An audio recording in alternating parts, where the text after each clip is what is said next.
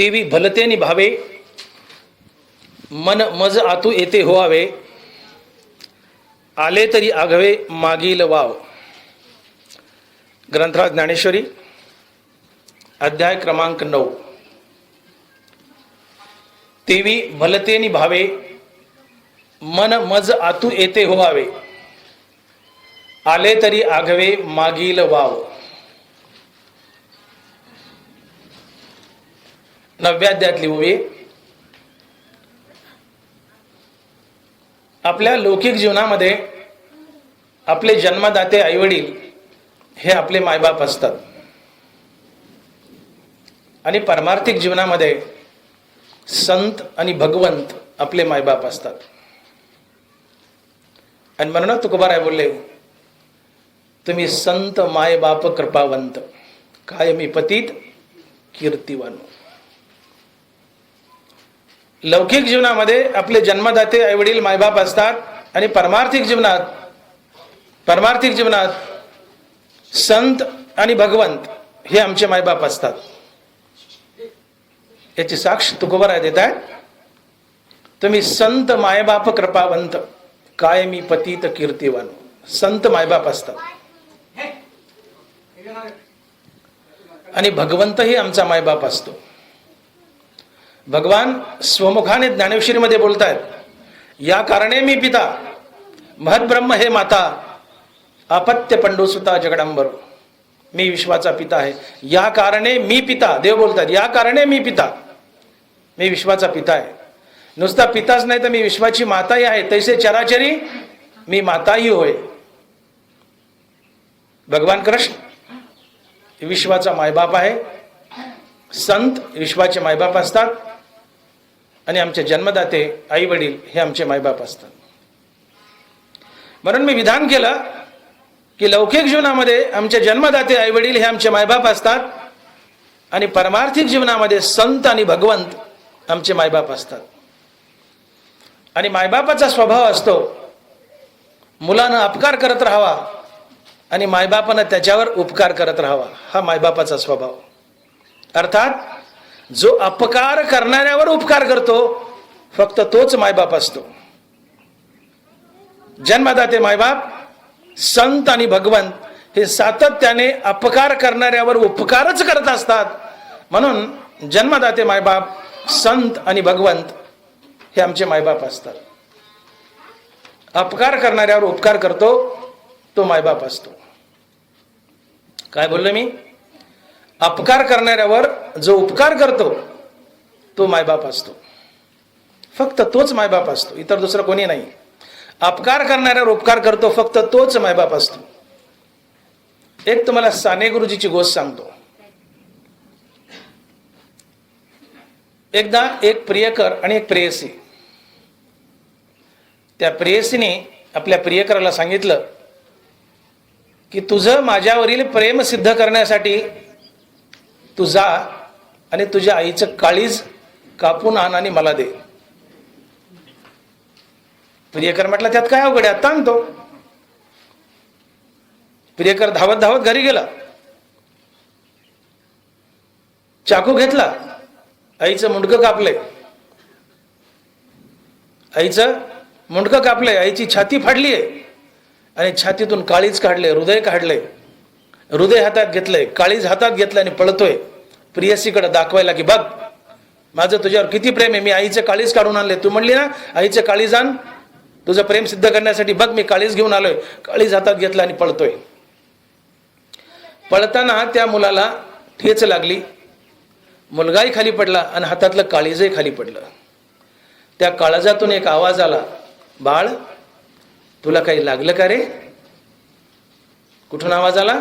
त्या काळजातून आवाज आला, बाळ तुला काही लागलं का रे?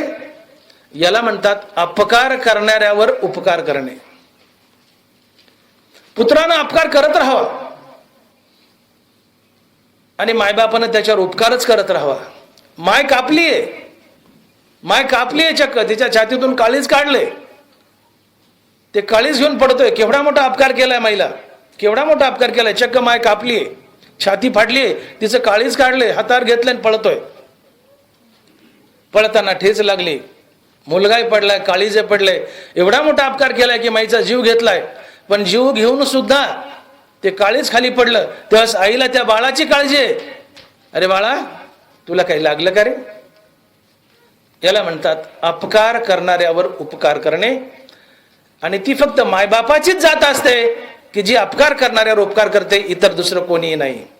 आणि म्हणून तुकोबाराय बोलले, ऐशी कळवळ्याची जाती करी लाभाविन प्रीती, लेकुराचे हित जाणे माऊलीचे चित्त, ऐशी कळवळ्याची जाती करी लाभाविन प्रीती.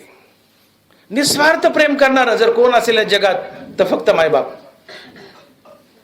आणि म्हणून लौकिक जीवनात आमचे जन्मदाते आईवडील आमचे मायबाप आहेत, आणि परमार्थिक जीवनात संत आणि भगवंत आमचे मायबाप आहेत. तुम्ही संत मायबाप कृपावंत, काय मी पतित कीर्तिवान. तुम्ही बघा, पुत्राचे लाख अपराध पोटात घेतो तो पिता असतो. पुत्राचे बाप त्याला म्हणावं की जो पुत्राचे लाखो अपराध पोटात घेतो. मुलगा चुकला आणि माफ केलं नाही त्याला बाप कसं म्हणायचं? मुलानं चुकत राहून बापानं माफ करावं तरच तो बाप, तरच ती माय. आता तिला मायन बाप म्हणून घेण्याचा अधिकार नाहीये. जगामध्ये मायबाप हीच एक अशी जाते की जी अपकार करणाऱ्या पुत्रावर सातत्याने उपकारच करत राहते, आणि म्हणून ते मायबाप असतात. तुम्ही बहिणीवर भावावर अपकार करून बघा, काट्या कोरडे घेऊन अंगावर धावतील. बहीण कुठपर्यंत चिटकली असते तुम्हाला? जबाबरी चाले धंदा तो बहीण म्हणे दादा, नाही तर दादाच्या टिंब टिंब. कोण विचारते दादाला? जबाबरी चाले धंदा, तुकोबाराय बोलतात, जबाबरी चाले धंदा तव बहीण म्हणे दादा. बहीण कुठपर्यंत दादा म्हणते? जुळी बांगडी केली, बोळवण केली तर दादा, नाही तर दादाला शिव्या देते, बोट मोडत सासरे निघून जाते. भावाला जर काही वावर थोडंफार शेत जास्त दिलं किंवा धनदौलत दिली तर भाव तुमचा असतो, नाही तर भाऊही तुमचा नसतो. आणि लांबचं गणगोत तो सोडाच. बहीण भाऊ गणगोत तुमचं कोणी नसतं.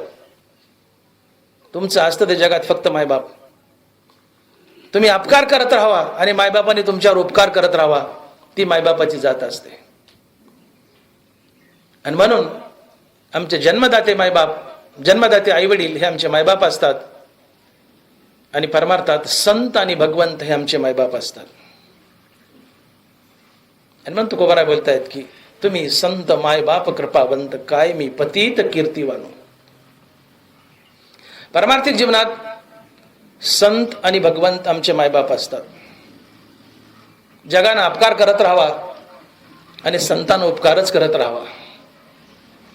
तुका म्हणे आता, बाबा महाराज तुका म्हणे आता उरलो उपकारापुरता, माझ्या जीवनात काही राहिले नाही म्हणले, एकच राहिले. तुकोबाराय बोलले, आता तुका जे उरलाय तो फक्त उपकार करण्यासाठी, आता काही राहिले नाही म्हणले. तुका म्हणे आता उरलो उपकारापुरता, जगायचं फक्त उपकार करण्यासाठी.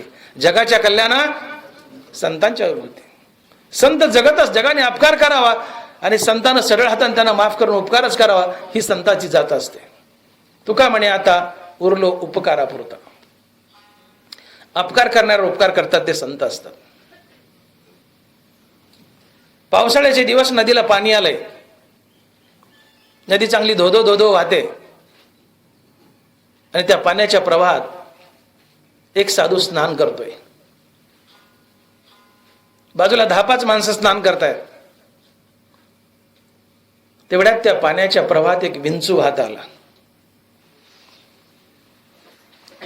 साधू त्या विंचवाकडे धावला आणि आपल्या ओंजळीत तो विंचू घेतला, आणि साधू पाण्यासहित तो विंचू ओंजळीत घेऊन नदीच्या किनाऱ्यावर चाललाय, त्या विंचवाला जमिनीवर सोडवण्यासाठी, विंचवाला वाचवण्यासाठी. तेवढ्यात जात विंचवाची, तेवढ्यात त्या विंचवाने ठोका दिला, नांगी मारली, मुंग्या आल्या, हातातला विंचू खाली पडला. साधू पुन्हा धावला, त्या विंचवाला पुन्हा पाण्यासहित ओंजळीत घेतलं, पुन्हा किनाऱ्याकडे चालला जमिनीवर सोडायला. विंचवानं पुन्हा नांगी मारली, पुन्हा विंचू खाली पडला. साधू पुन्हा विंचवाकडे धावला, पुन्हा पाण्यासहित ओंजळीत घेतला, विंचवानी पुन्हा नांगी मारली. विंचू नांग्या मारत होता, साधू पुन्हा पुन्हा ओंजळीत घेऊन त्याला किनाऱ्यावर नेण्यासाठी प्रयत्न करत होता. बाजूला स्नान करणारे 10-5 माणसं आमच्यासारखे म्हटले, साधू महाराज काय वेडेत का हो तुम्ही? अब मरू द्या ना म्हणले त्याला, ते नांगी मारतय, तुमच्या जीवाची लाई व्हायला लागली म्हणले.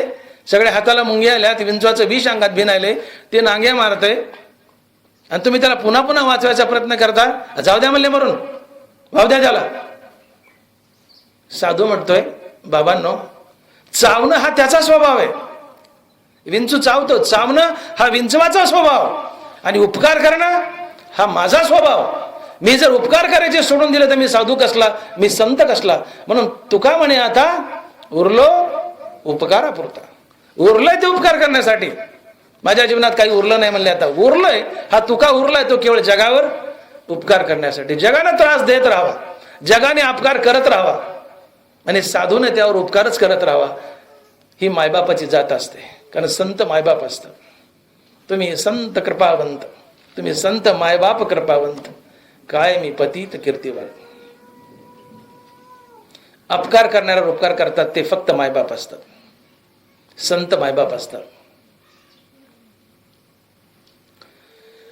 विसोबा खेचरानं ज्ञानोबाराय आणि त्यांच्या 3 भावंडाला जीवन नकोस नकोस केलं, वाळीत टाकलं, सिद्धपीठावर राहण्यास भाग पाडलं. ज्ञानोबारायाच्या आणि निवृत्तीनाथाच्या झोळीत खडे टाकले, शेण टाकलं, त्यांची झोळी फाडली, मागितलेलं अन्न जमिनीवर ओतून दिलं. जीवन नकोस नकोस केलं विसोबा खेचरानं. मांडे खावेसे वाटले मुक्ताबाईला, म्हणली जा दादा नाना गाडगान. गाडगा मिळू दिलं नाही. ज्ञानोबा निराश झाले, ताटी लावून बसले. तिथं ताटीच्या अभंगाचा जन्म झालाय. ताटी उघडा ज्ञानेश्वरा. मुक्ताबाई ज्ञानोबारायला म्हणते, दादा अरे तू योगी आहेस, नाही गाडगे मिळालं तर काय बिघडलं, चल हो वनवा, चल हो गुडघ्यावर, कर तुझी पाठ लाल, तुझ्या पाठीवर मी मांडे भाजते. ज्ञानोबाराय गुडघ्यावर झाल्याच्या वेळेस पाठ लाल झाली तव्यासारखी आणि मुक्ताबाई मांडे भाजते. मांडे म्हणजे मोठी चपाती. मुक्ताबाई मांडे भाजतीये. हे दृश्य विसोबा खेचर चोरून बघतो खिडकीतून. आणि जेव्हा ज्ञानोबाराच्या पाठीवर मांडे भाजतायत, चपात्या भाजतायत, हे पाहिल्यानंतर चोरून पाहणाऱ्या विसोबा खेचराची झाक गेली. झाक गेली, पायाखालची जमीन सरकली. ज्या विसोबानं ज्ञानोबाराला जीवन नकोसं केलं, सळो की पळो केलं, पण ज्ञानोबाराच्या पाठीवर मांडे भाजतात हा चमत्कार पाहिल्यानंतर विसोबा ज्ञानोबाराला शरण आला आणि ज्ञानोबाराच्या पायावर लोळू लागला. त्यावेळेस ज्ञानोबाराने लाथ घालून विसोबाला हाकलून दिलं नाही. आम्ही जर ज्ञानोबाराच्या जागी असतो तर 10-5 लाथान 10-5 शिव्या घातल्या असत्या, म्हणलं असतं भडकावून निघितून. मागचं सगळं गाबाळ काढलं असतं, काय काय त्रास दिलेलं. ज्ञानोबाने लाथा घातल्या नाही, उलट त्याच्या मस्तकावर हात ठेवला आणि त्या विसोबाला एवढा मोठा संत बनवला की तो विसोबा पुढं श्री संत नामदेव महाराजाचा गुरु झाला. याला म्हणतात अपकार करणाऱ्यावर उपकार करणे. ही संतांची जात असते. जगाने अपकार करत राहावा, संतांना त्यांच्यावर उपकार करतच राहावा. का? संत मायबाप आहेत आणि अपकार करणाऱ्यावर उपकार करते ती फक्त मायबापाची जात असते, दुसरं कोणी नाही. संत मायबाप असतात. परीस मांडलाय जमिनीवर आणि लोखंडाचा घन घेतलाय फोडायला. ज्ञानोबाराय बोलले, वरी फोडावया लागे, लोह मिळे परिसाचे अंगी, ते तर मिळती प्रसंगी सोन्याची होईजे. ज्ञानोबाराय परीस मांडलाय दगडावर आणि त्या परिसाला फोडायसाठी लोखंडाचा घन घेतलाय. लोखंडाचा घन त्या परिसावर जोरात मारलाय, त्या परिसाचा चुरा झालाय, भुगा झालाय, परिस फुटलाय. त्या लोखंडी घनानं त्या परिसाला अपकार केलाय. फोडलाय म्हणजे अपकार केलाय. परिसानं स्वतःला फोडून घेतलाय लोखंडी घनाकडून, पण फुटत असताना आपला स्पर्श लोखंड झालाय, अपकार करून घेतलाय, फुटलाय, परिस फुटलाय. लोखंडाने परिसाला अपकार केलाय, परिस फुटलाय, पण फुटत असताना त्या परिसाचा लोखंडाला स्पर्श झालाय. तेवढ्यात त्या परिसानं त्या लोखंडी घनावर उपकार केला आणि त्या लोखंडाचं सोनं केलंय. याला म्हणतात अपकार करणाऱ्यावर उपकार करणे. परिस फुटलाय, किती मोठा अपकार झालाय. ज्या घनानं परिस फोडलाय, परिसाला नाहीसं केलंय, परिसाला त्या लोखंडाने अपकार केलाय, पण आपल्या स्पर्शाने त्या परिसाने फुटल्यानंतर देखील त्या लोखंडी घनाचं सोनं केलं.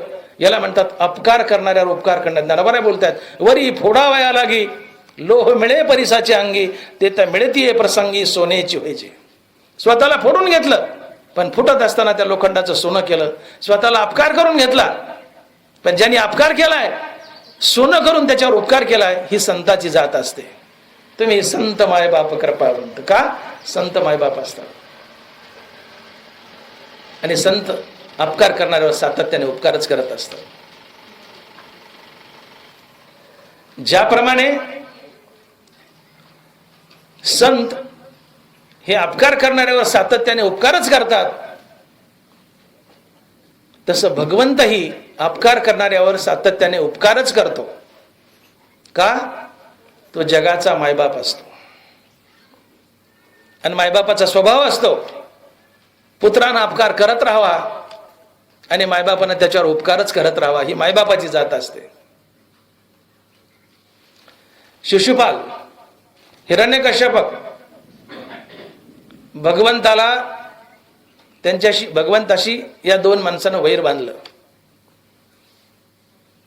शिशुपाल भगवंताला सारखा पाण्यात पाहत होता, भगवान कृष्णाला नाही ते घाणघाण शिवाय देत होता. हिरण्यकश्यप शिशुपाल यांनी भगवंताशी वैर बांधलं. रावणाने तर भगवंताची सीतामाता पत्नी पळवली. कंस तर 24 तास भगवान कृष्णाला मारायला टपला होता. या दुष्टांनी भगवान कृष्णावर सारखे अपकारच केले, परंतु तरी सुद्धा भगवान कृष्णानं या सगळ्यांना सढळ हाताने मोक्ष दिला. हे भगवंताचं किती मोठं औदार्य आहे. पण दानवराय बोलले, ऐसे जाणव तुझे औदार्य, देता न मनसी पात्रा पात्र, कैवल्य ऐसे पवित्र वैरियाही दिदले. कैवल्य ऐसे पवित्र वैरियाही दिदले. तुम्ही आज इथं बसलात कशासाठी? कैवल्य म्हणजे मोक्ष. परमार्थात बसण्याचं एकच कारण आहे, आम्हाला मोक्ष मिळावा. जन्म मरणाचा फेरा आमच्या मागचा नाहीसा व्हावा. कशा चाललाय? कशा करता आटापिटा चाललाय? परमार्थच एवढ्यासाठी आहे, देव भेटावा. देव भेटणं म्हणजे मोक्ष मिळणं. मोक्ष मिळणं म्हणजे जन्म मरणाचा फेरा नाहीसा होणं. ज्या मोक्षासाठी आटापिटा चाललाय परमार्थाचा, रात्रंदिवस सप्ताह चाललेत, तो मोक्ष भगवंतानी वैर्याला फुकटात दिला. ऐसे जानो तुझे औदार्य, देता न मनसी पात्रा पात्र, कैवल्य ऐसे पवित्र वैर्याही दिदले. सढळ हातानं वैर्यालाही मोक्ष दिला. का? भगवंत जगाचा मायबाप आहे आणि मायबाप आपल्या सद्गुणी आणि दुर्गुणी लेकरात भेद करत नाही. लेकरू सद्गुणी असो की दुर्गुणी असो, लेकरू सद्गुणी असो की दुर्गुणी असो, हिरण्यकश्यप, शिशुपाल, रावण, कंस या वैर्यांनी भगवंतावर सारखा अपकारच केला, तरीही भगवंतानी या वैर्याला मोक्ष देऊन सडळ हाताने त्यांच्यावर उपकारच केला. ज्ञानोबा बोलले, ऐसा अपकार्या तुझा उपकारो, अपात्र ही उदारू, दान मागोने दारवंटे करू झालासी बळीचा. मला सांगा, तुम्हाला जर कोणी अपकार केला, एखादा मनुष्य तुमच्याकडं 10,000 रुपये मागायला आलाय आणि तुम्हाला 10-5 शिव्या दिल्या आणि 10,000 मागतोय, तुम्ही द्याल का? पैसे तर मागतोय पण शिव्या द्यायला लागलाय, 2-4 झापडाई लावले आणि पैसे मागतोय, द्याल का? का बरं? याचं कारण, जो पैसे मागायला आला त्याचे तुम्ही मायबाप नाहीयेत. जो पैसे मागायला आलाय तो तुम्हाला अपकार करतोय शिवाय देऊन, मारून, पण मारणारा तुमचा मुलगा नाही, तुम्ही त्याचे मायबाप नाहीयेत, म्हणून तुम्ही त्याच्यावर उपकार करत नाही. पण भगवंत विश्वाचा पिता आहे, विश्वाचा बाप आहे, आणि बाप आपल्या दुर्गुणी आणि सद्गुणी दोन्ही लेकरावर सारखीच कृपा करतो. उलट दुर्गुणी लेकरावर जास्त कृपा करतो. 4 भाऊ आहेत, 2 नोकरीला आहेत, दोघाला नोकरी नाही. मायबापाला त्यांची काळजी असते, ज्यांना नोकरी नाही. यांचं कसं होईल, यांचं कसं होईल, यांचं कसं होईल. त्या नोकरीवाल्याला म्हणतात, याला 2 एकर आगाव दे रे, तुला नोकरी व्हा, याला 2 एकर आगाव दे रे.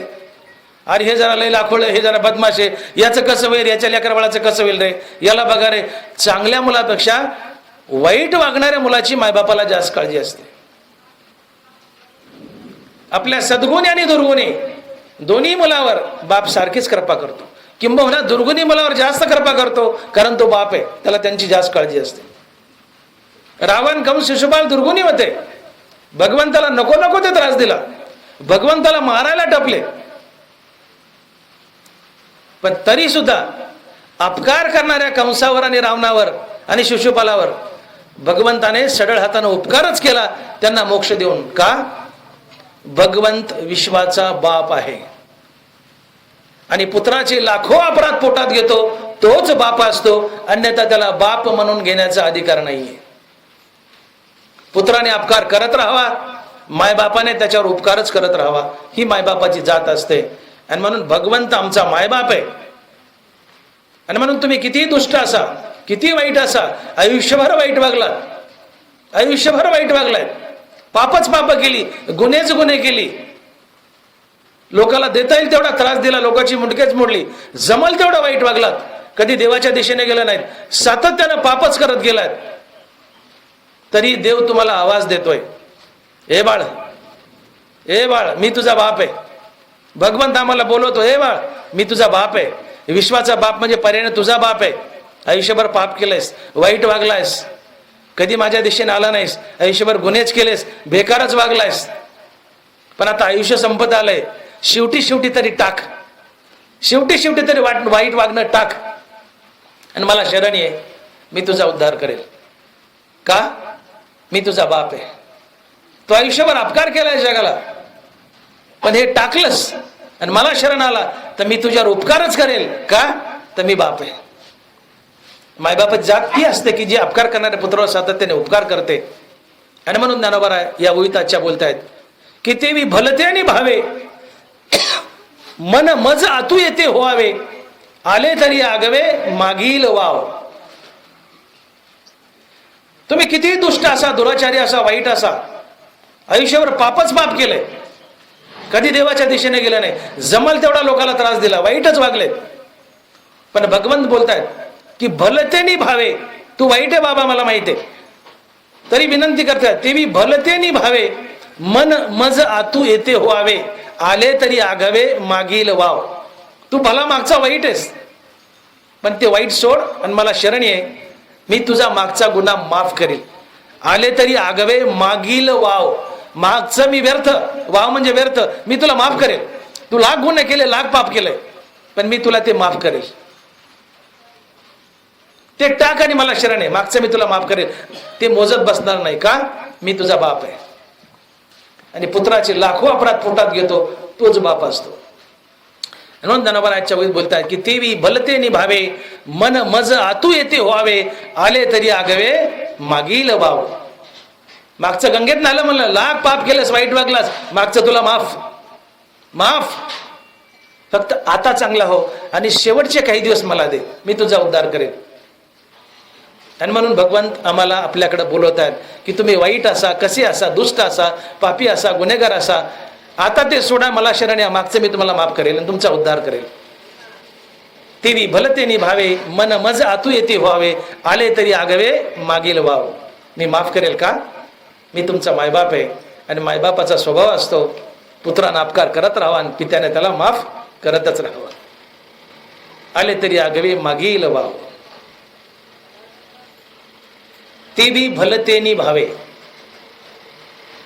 कोणत्याही भावानं, भक्ती भावानच नाही, ज्ञानोबाने काय शब्द वापरलाय? तेवी भलतेनी भावे. इथं स्पष्ट अर्थ निघतो की भाव वेगवेगळ्या प्रकारचे असतात. आता सरस्वत ज्ञानोबाने शब्द वापरला असता की भक्ती भावे मज शरण यावे, असं नाही म्हटलं ज्ञानोबाने. तेवी भलतेनी भावे, मन मज आतू येते होवावे, आले तरी आगवे मागील वाव. तुमचं मन कोणत्याही भावानं मला शरण येऊ द्या, मागचं सगळं तुम्हाला माफ करेल आणि मी तुमचा उद्धार करेल. हे वचन दिले देवाने. भाव वेगवेगळ्या प्रकारचे असतात.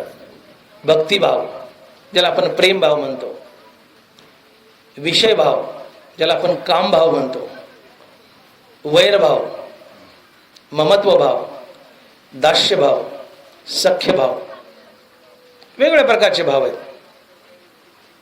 तुम्ही कोणत्याही भावानं मला शरण या, मी तुमचा उद्धारच करेल. ज्ञानोबा बोलले, गोपिकासी कामे तया कंसा भय संभ्रमे, एरा शिशुपाला घातकया धर्मे मनोदिका.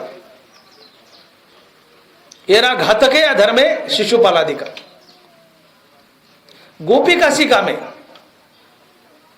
सोयरेपणीची पांडवा माझे सायुज्य यादवा, ममत्वे वसुदेवादिका सकळा.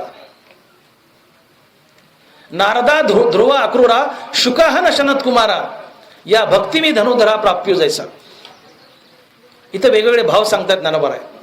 भले ते निभावे, कोणत्या भावाने? गोपिकासी कामे तया कंसा भय संभ्रमे, इरा घातके या मनोधर्मे शिशुपालादिका.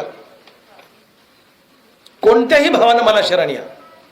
गोपिका गोकुळामध्ये भगवंताला कामवासनेने शरण गेल्या. कृष्णासारखा आम्हाला नवरा मिळावा ही त्यांच्या मनात वासना होती. बघा तुम्ही, गोपिकासी कामे, गोपिका कामवासनेने शरण गेल्या. कंस मरणाच्या भीतीने शरण गेला, तया कंसा भय संभ्रमे. गोपिका कामवासनेने शरण गेला. मी काय बोलतोय? भाव भलते निभावे, कोणत्याही भावाने मला शरण या. गोपिका कोणत्या भावाने गेल्या? कामवासनेच्या. देव आम्हाला नवरा मिळावा इतका सुंदर, ही वासना होती. कंस मरणाच्या भीतीने शरण गेला. शिशुपाल वैर भावानं शरण गेला, देवाशी वैर बांधलं होतं कृष्णाशी. यादव भगवंताचे सोयरे होते, कृष्ण आमचा सोयरा आहे एवढ्या भावानं शरण गेले, देवाने उद्धार केला. वसुदेव देवकी कृष्ण आमचा मुलगा आहे ममत्व भावाने शरण गेले, देवाने त्यांचा उद्धार केला. नारद ध्रुव अक्रूर शुक आणि सनत कुमार भक्तिभावाने शरण गेले, देवाने त्यांचा उद्धार केला. मी एकुलानेची नि खागे मज येव भलते निभावे, भक्ती विषय विरागे अथवा वैरे. म्हणून पार्था पाही प्रवेशाया माझ्या ठाई, उपायाची नाही वाणीचे येते. माझ्या आत प्रवेश करण्यासाठी उपायाची उणीव नाही, अनेक उपाय आहेत म्हणले. कामवासनेने या, भक्तीने या, विषयाने या, वैराग्याने या, प्रेमाने या, सख्य भावाने या, ममत्वाने या, दास्य भावाने या, कोणत्याही भावाने या. प्रेमाने या नाही तर दुश्मनीने या, पण माझ्या दिशेने या, मी तुमचा उद्धार करेल. एवढी मोठी मोकळीक आणि सवड दिली आम्हाला. देव म्हणतो तुम्ही प्रेमानंच मला शरण या असं नाहीये, वैरानं शरण आलात तरी मी तुमचा उद्धार करेल. देव बोलतात आणि भलतिया जाती जन्मावे, मग भजीजे का विरोधावे, भक्त का वैरी व्हावे माझी याची. ज्ञानोबा आहे, भक्ती करायची असेल तर माझी करा, आणि वैर करायचं असेल तेही माझंच करा. भक्ती का वैरी व्हावे माझी याची. नामस्मरण करायचं तर माझंच करा, देव बोलतोय. नामस्मरण करायचं तर माझंच करा, आणि शिव्या द्यायच्या तर मलाच द्या. शिव्या दिल्या तरी मी तुमचा उद्धार करेल. बरोबर बोलतात. आणि भलती या जाती जन्मावे, भजी जे का विरोधावे, भक्त का वैरी व्हावे माझी याची. भक्त व्हायचं तर माझा व्हा, आणि वैरी व्हायचं असलं तरी माझाच व्हा, मी तुमचा उद्धार करेल. का? मी तुमचा बाप आहे.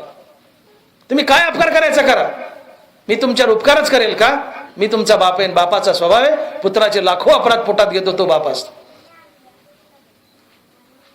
जनाबाईने शिव्या दिल्या, मूळ मायाच्या कारट्या, तुझं गेलं मढ.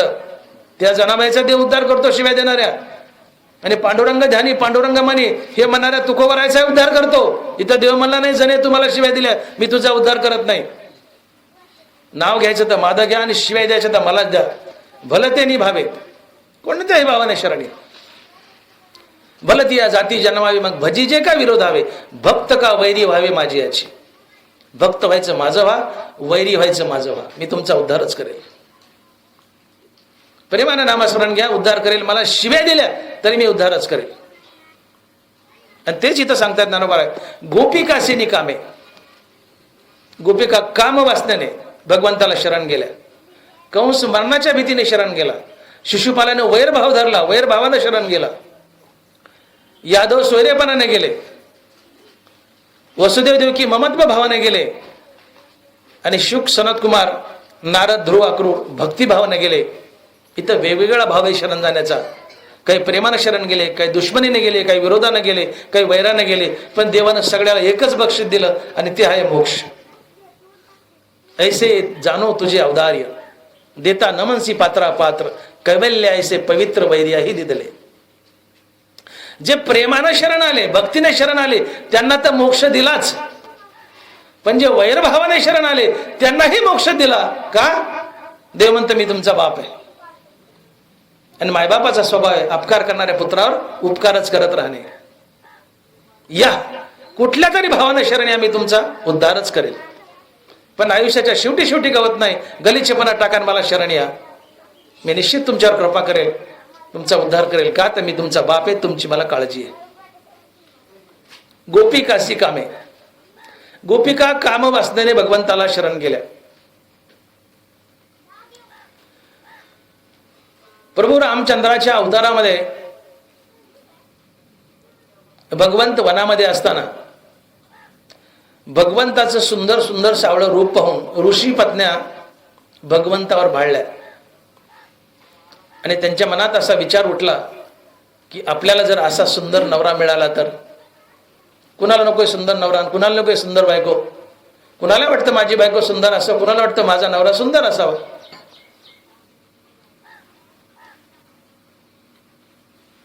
आणि त्यांची जी वासना आहे की भगवान रामचंद्रासारखा सुंदर पती आम्हाला मिळावा,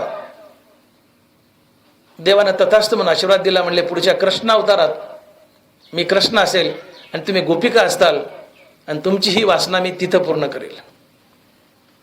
रामासारखा मला पती मिळावा.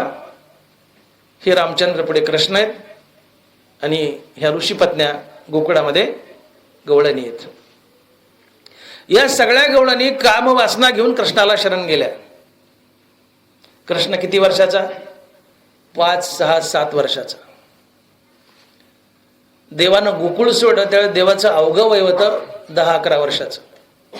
पण ज्यावेळेस या गवळणीचे माठ फोडले, रासलीला केली, त्यावेळेस कृष्ण भगवंताचं वय फक्त 7 वर्षाचं होतं. 7 वर्षाच्या लेकराला स्त्री पुरुष भाव काही कळतो का? 7 वर्षाचं लेकरू पहिली किंवा दुसरीला, तुम्हाला लेकर असतील, पहिली दुसरीच्या लेकराला स्त्री पुरुष भाव काही कळतो का? नवरा बायको काही कळतं का? कृष्ण भगवंत 6-7 वर्षाचे, चिमुकलं बाळ.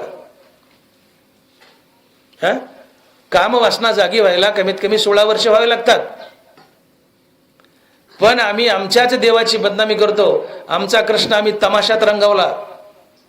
कृष्णाने मथुरेवर बोलविल्या गवळणी, किती ढोलकी, टंग टंग टंग टंग टंग टंग टंग. आमच्या देवाची आम्ही इज्जत घालतो. कृष्ण 7 वर्षाचा, त्याला कळत होतं का बायकून नवरा? तमाशात कृष्ण का नेला आम्ही? का तमाशे होऊ देता? देवाचा तमाशा झाला आणि आम्ही दाताडीच किचकू हसतो. तिथं सुदाम्या, पेंद्या, गवळणी ते लुगडे नेसतात, नाटकं करतात आणि कृष्णाला बदनाम करतात. एवढा मोठा गोडमा कृष्ण होता का? तमाशामध्ये कमीत कमी 30-40-50 वर्षाचा कृष्ण असतो, ते पात्र रंगवलेला. कधी पाहिला का तुम्ही 7 वर्षाचा कृष्ण? ते सुदाम्या, पेंद्या, गवळणी मथुरेला ते चावट जोक करतात. 40-50 वर्षाचा कृष्ण असतो. एवढा मोठा कृष्ण होता का गोकुळा? गोकुळा कामवासने, गवळणी कामवासनेने शरणालय तेव्हा 6-7 वर्षाचं चिमुकलं बाळ होतं ते. त्याची लैंगिक भावना जागी झालेली नव्हती, पण तरी आम्ही आमच्या देवाला बदनाम करतो, चिखलफेक करतो. आम्हाला शास्त्र कळत नाही. गोपिका कामवासनेने भगवंताला शरण आल्या, पण भगवंतानं त्यांचा काम रामात बदलवला.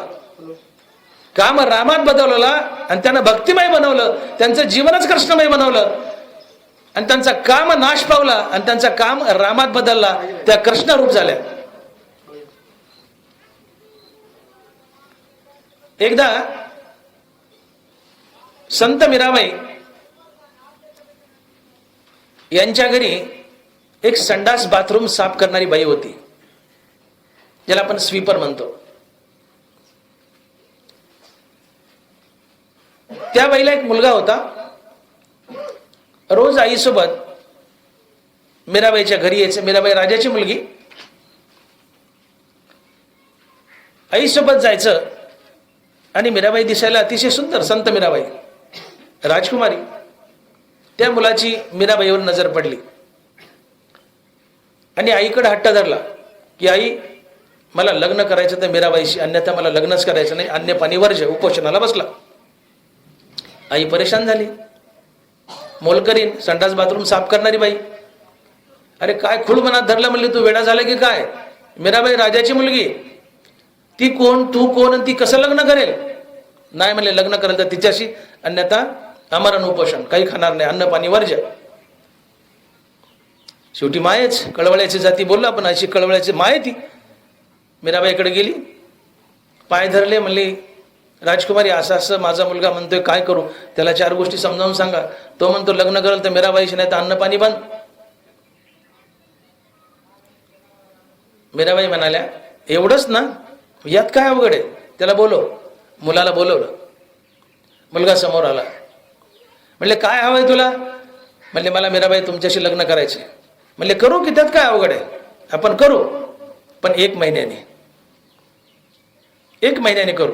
मुलगा खुश झाला. म्हणले महिना तर महिना काय त्याला? म्हणले सुपारी फुटल्या महिनाभर तारीख पुढे लांब असतेच की आपली बिहेरी.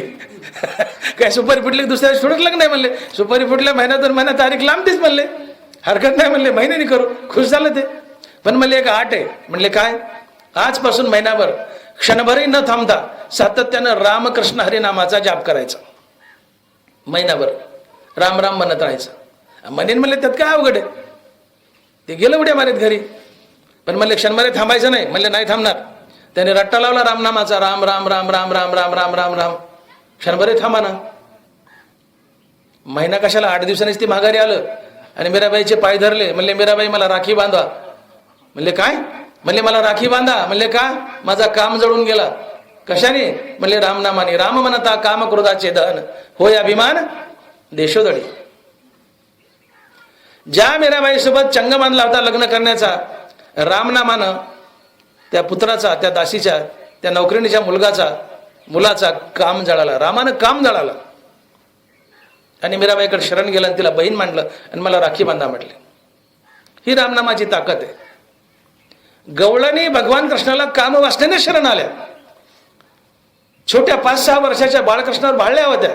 त्यांची वासना वाईट होती, पण देवानं त्यांना कृष्णनामाचं चिंतन करायला लावलं आणि त्यांचा काम रामात बदलवला आणि तो कामच जाळला.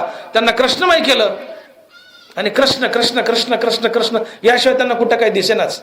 त्या कृष्णरूप झाल्या, मोक्षाला गेल्या. पण आम्ही आमच्या देवाला बदनाम करतो की देव चावट होता, गवळींना खडे मारत होता, माट फोडीत होता. देवाची काय चूक? राम अवतारात त्यांनी इच्छा प्रकट केली की देवा तुझ्यासारखा नवरा मिळावा. वचन दिलं कृष्ण अवतारात पूर्ण करील. बायका तर केल्या नाही, पण एका दगडात 2 पक्षी मारले. या काम वासनेने शरण. पण तुमचा काम कृष्ण नामाने मी रामात बदलेल, कामच जाळला. देवाला बदनाम करू नका. मुद्दा असा आहे की गोपिका काम वासनेने भगवंताला शरण गेल्या, त्यांचा उद्धार केला. गोपिकासी कामे तया कंसा भय संभ्रमे. कंस मरणाच्या भीतीने भगवंताला शरण गेला, त्याचाही उद्धार केला. इरा घातके या मनोधर्मे शिशुपालाधिका. शिशुपालानं वैर बांधलं, वैर भावानं शरण गेला. कृष्णाला मारील, कृष्णाला शिव्या देईल, मारील, शिव्या देईल. तरीही देवानं त्याचा उद्धारच केला, त्याला मोक्षच दिला. वैर भावानं गेला तरी मोक्षच दिला. सोयरेपणेची पांडवा माझे सायुज्य यादवा. देवाचे सोयरे भाऊबंद यादव, आम्ही देवाचे सोयरेत, आम्ही कृष्णाचे सोयरेत, या भावनेने शरण गेले. देवाने त्यांचा उद्धार केला. वसुदेव देवकी, कृष्ण आमचा मुलगा आहे, कृष्ण आमचा मुलगा आहे, ममत्वे वसुदेवाधिका सगळा, या भावाने शरण गेले. देवाने त्यांचा उद्धार केला. नारदा ध्रुव अक्रूरा शुकाहन सनत कुमारा. ज्ञानोबा बोलतात, नारदा ध्रुव अक्रूरा शुकाहन सनत कुमारा, या भक्ती मी धनुधरा प्राप्य जैसा. नारद ध्रुव अक्रूर शुकाने सनत कुमार भक्तिभावाने शरण गेले. देवाने त्यांचा उद्धार केला. कोणत्याही मार्गाने या. म्हणून बघून भगवान बोलतात की म्हणून पार्था पाही प्रवेशाया माझ्या ठाई, उपायाची नाही वाणीच येत. माझ्या ठिकाणी प्रवेश करण्यासाठी उपायाची उणीव नाही. कोणत्या मार्गाने या? काम वासनेने या, भक्तीने या, विरोधाने या, प्रेमाने या, दुश्मनीने या, सख्य भावाने या, दास्य भावाने या, वैराग्याने या, कशाने या, पण या, मी तुमचा उद्धार करेल. आणि मग ज्ञानोबा बोलतात, कवने एके मिसे चित्त माझ्या ठाई प्रवेशे, एतुले हो मग पैसे मी होणे असे. कुठल्या का निमित्तानं तुमचं चित्त भगवंताच्या दिशेने जावं. एकदा भगवंताच्या दिशेने गेलं की ते चैतन्य स्वरूप होतं आणि चित्ताचं चैतन्य होणं हाच मोक्ष असतो.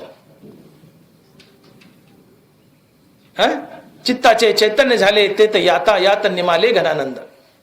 ज्याने संकल्पनी काढिले, जयाचे मनचे चैतन्य झाले, त्याने एक दिशी परी व्यापिले लोकत्रय. मनाचं चैतन्य हवं, चित्ताचं चैतन्य हवं. आणि मग त्यांना म्हणतात, कवने एके मिसे चित्त माझ्या ठाई प्रवेशे, इतुले हो मग अपेसे मी होणे असे. कोणत्या का भावाने होईना तुमचं चित्त माझ्यात प्रवेश करू द्या. प्रश्न एवढा आहे की तुमच्या चित्ताला भगवंताचा छंद लागावा. तो प्रेमाने लागो की दुश्मनीने लागो. कंसाने दुश्मनीने लावला. कंसाचं चित्त भगवंताशी अखंड जडलं. कशाने? कृष्णाला मारायचे, कृष्णाला मारायचे. एकच ध्यास होता, कृष्ण मारायचा, कृष्ण मारायचा. दुसरा विचारच नव्हता, कृष्ण मारायचा. बसता उठता झोपता दचकून उठायचा, कृष्ण मारायचा. चित्त कृष्णाच्या ठाई सारखं जडून राहिलं. वैरभावानं गवत नाही जडून राहिलं. देव म्हणले वैराने गवत नाही जडून ठेव, मी तुझा उद्धार करेल. प्रेमाने जडू दे, नाही वैरभावाने जडू दे, मी तुझा उद्धार करेल. शिशुपाल वैरभावाने गेला, भगवंताशी अखंड चित्त जडून राहिलं. वैरभावाने देवाने उद्धारच केला. गोपिका कामवासनेने जडून राहिल्या, त्यांचं चित्त भगवंताशी, उद्धारच केला. यादव स्वैरेपणाने जडून राहिले भगवंताशी अखंड, उद्धारच केला. वसुदेव देवकी ममत्व भावना त्यांचं चित्त भगवंताशी अखंड जडून राहिलं, उद्धारच केला. नारद, ध्रुव, अक्रूर, शुक, सनत कुमार भक्तिभावानं भगवंताशी जडून राहिले, उद्धारच केला. आणि म्हणून ज्ञानोबा बोलतात की भलतेनी भावे मन मज आतू येते व्हावे, आले तरी आगवे मागील वाव. तुम्ही लाख दुष्ट आहेत, आयुष्यभर पापच केली आहेत, लोकांची मुंडकेच मोडली आहेत, पण देव म्हणतायत आता ते टाक. शेवटी का होत नाही, पण मला शरण ये, मागचं तुला मी माफ कराल, तुझा उद्धार कराल, मला शरण ये. तेवी भलतेनी भावे मन मज आतू येते व्हावे, आले तरी आगवे मागील वाव. मागचं भात गेलं म्हणले माफ करतो, आता पवित्र हो, ये माझ्या दिशेने, मी तुझा उद्धार करेल. आणि म्हणून आयुष्याच्या शेवटी का होईना आपले काही वर्ष भगवंताला द्या. आपले काही वर्ष भगवंताला द्या.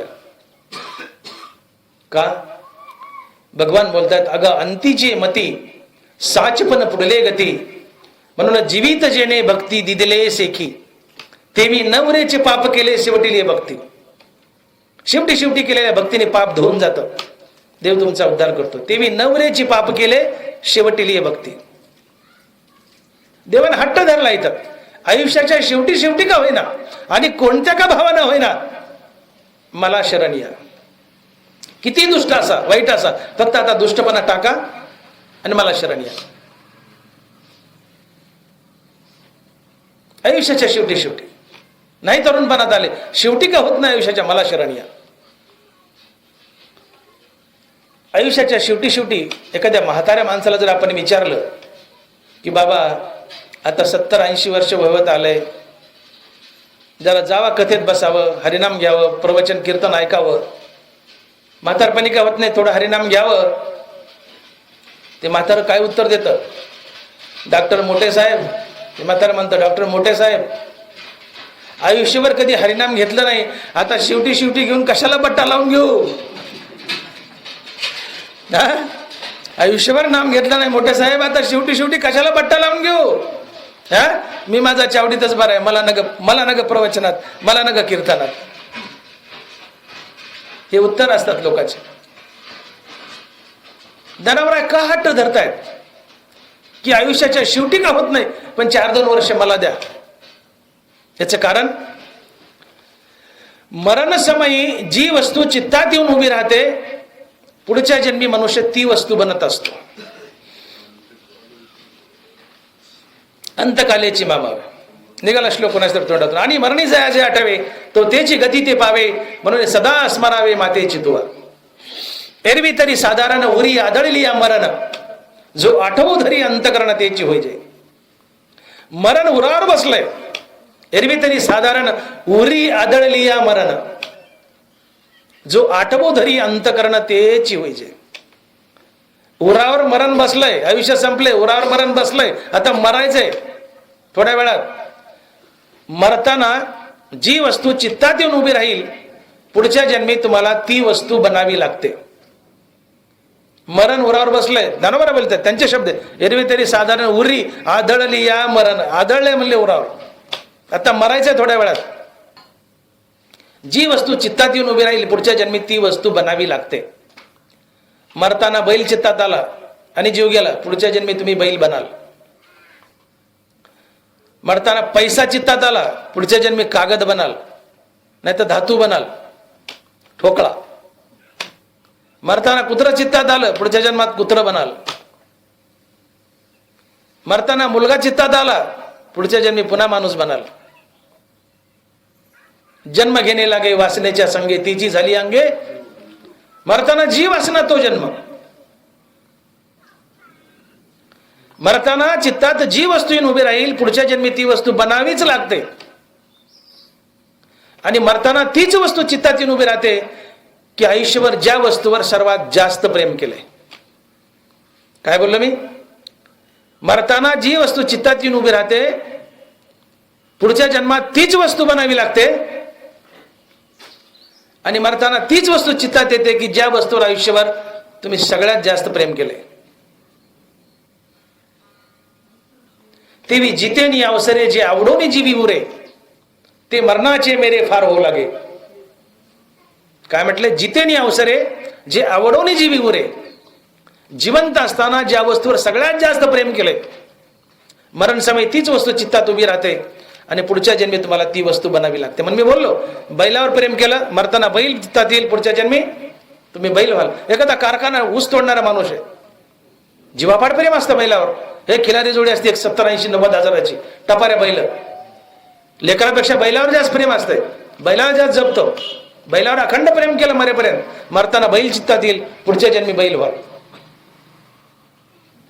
कुणाला झाडाचा शौक आहे, कुणाला कुत्र्याचा शौक आहे, कशाचाही शौक आहे, ज्याच्यावर जास्त प्रेम केलं, मरताना ती वस्तू चित्तात उभी राहते, पुढच्या जन्मी तीच वस्तू बनावी लागते.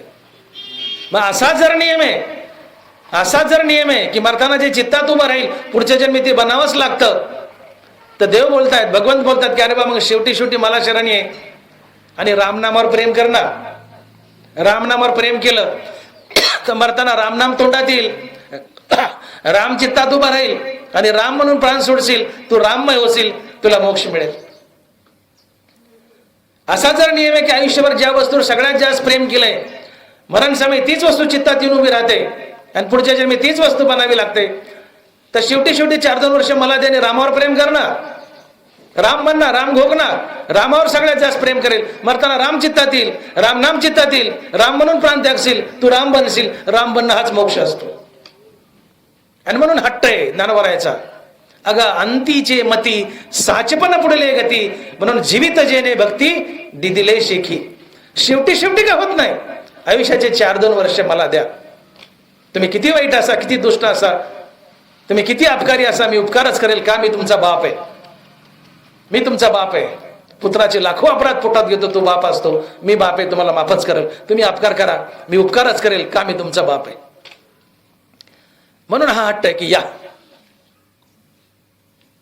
पण मनुष्य ज्यावेळेस निवृत्त होतो, संसारातून असो, नोकरीतून असो,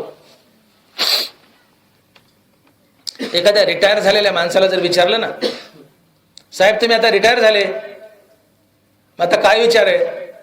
तो काय करावं राव, टाइमपास होत नाही, एखादा पार्ट टाइम जॉबच बघावं म्हणतो, कुठंतरी पार्ट टाइम जॉब, बरं का? किंवा मग वाटतं एखादा जनरल स्टोअर, किराणा दुकान काहीतरी टाकून बसावं, टाइमपासच होत नाही हो. निवृत्त झाल्यावर माणसाची प्रवृत्ती जास्त वाढते. निवृत्त झाल्यावर माणसाची प्रवृत्ती जास्त वाढते. ही योग्य नाहीये. तुकोबाराय म्हणतात, बाबा असं करू नको. तुकोबाराय खडसवतात, वाचवणी आलो येथवरी, नाही पडलो मृत्यूच्या हारी, आता उरले ते हरी तुम्हा समर्पण. बाबा तुला पांडुरंगाने इथपर्यंत जगवलंय, हा पांडुरंगाचा उपकार आहे. वाचवणी आलो येथवरी, नाही पडलो मृत्यूच्या आहारी. मृत्यूने तुझा घास केला नाही, तुला मारलं नाही, इथपर्यंत तुला जगवलं, हा पांडुरंगाचा उपकार. आणि म्हणून आता जे काही शेवटी 4-2 वर्ष उरलेत, हे पांडुरंगाला दे. आता उरले ते हरी तुम्हा समर्पण. हा भाव असा म्हातारपणी, हा तरुणपणीच भाव यावा. पण नाही आला तरुणपणात, तर किमान म्हातारपणात तरी येऊ द्या. म्हातारपणी परमार्थ करू, काळ काय तुझा अज्ञाधारू, नाद बोलले. आमच्याकडे पद्धतीत आहे, एखादं पोरग तरुण जर देवदेवाला लागलं, अरे येडायस का, हे काय तुझं वय का देवदेव करायचं? हा, खायचं प्यायचं, मजा करायची, अमकं ढमकं संसार करायचा, आणि या वयात कुठं देवदेव असतो का? त्याला देवदेवातलं ओढून नेतात मायबाप. हे का वय का तुझं देवदेव करायचं? नाथ महाराज बोलले, म्हातारपणी परमार्थ करू, काळ काय तुझा अज्ञाधारू, तरुणपणात नाही म्हातारपणी परमार्थ करू. तू तिथपर्यंत जगशील कशावरून, मधीच मेला तर. म्हणून परमार्थ तरण्या बांड पोरांनी करावा. ज्ञानेश्वरी तरण्या बांड पोरांना लिहिली 16 वर्षाच्या, परमार्थ तरण्या बांड 16 वर्षाच्या पोरांनी करावा. 16चा आकडा फिरवला 100 झाला तरी आमची वासना होत नाही परमार्थ करण्याची. आम्हाला ज्ञानेश्वरी उघडावी सुद्धा वाटत नाही. दुर्भाग्य या देशाचं. हा देश श्रीमंत जर का असेल तर केवळ गाथेमुळे आणि ज्ञानेश्वरीमुळे. भारताची सगळ्यात मोठी श्रीमंती काय असेल तर गाथा आणि ज्ञानेश्वरी. या देशाला दुसरी श्रीमंती नाहीये. अर्थात गीता, गाथा आणि ज्ञानेश्वरी ही भारताची सगळ्यात मोठी श्रीमंती. पण आम्ही भारतीय सगळ्यात भिकारी आहोत का? गाथा ज्ञानेश्वरी गाथा आम्ही वाचत, गीता आम्ही वाचत नाही. हे आमचं भिकारपण आहे. गीता गाथा ज्ञानेश्वरी आम्ही वाचत नाही, हे आमचं भिकारपण आहे.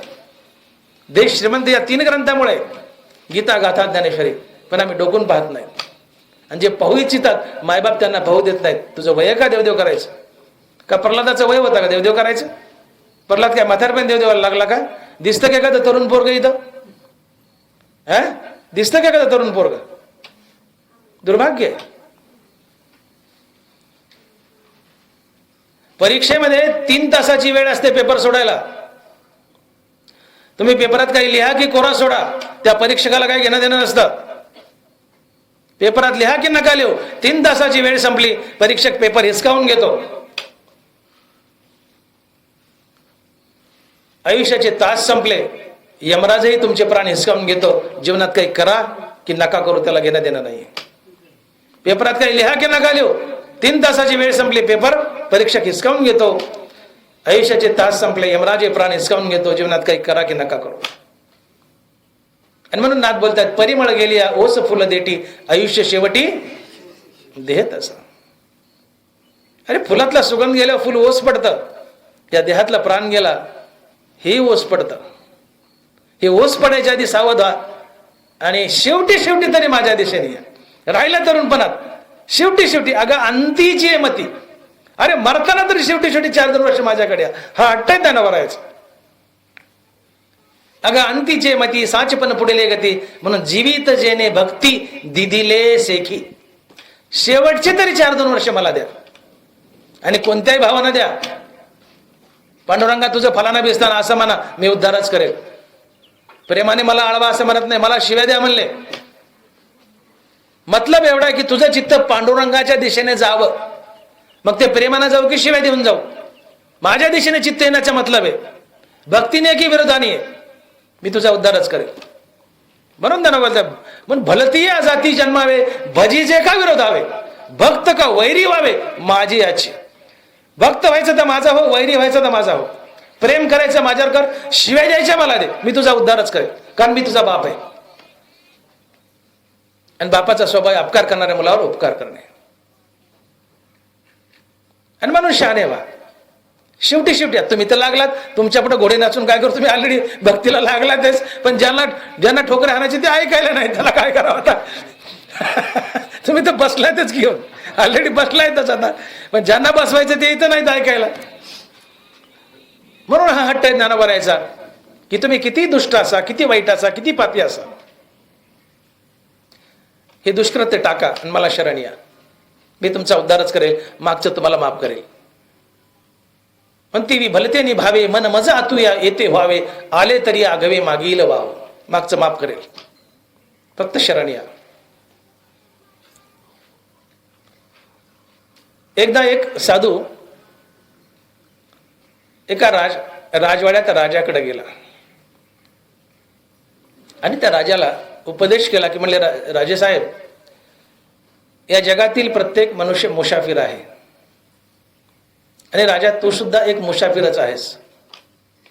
राजाला राग आला. म्हणले, साधू महाराज काय बोलता, मी चक्रवर्ती सम्राट आणि मला तुम्ही मुसाफिर म्हणता? म्हणले हो.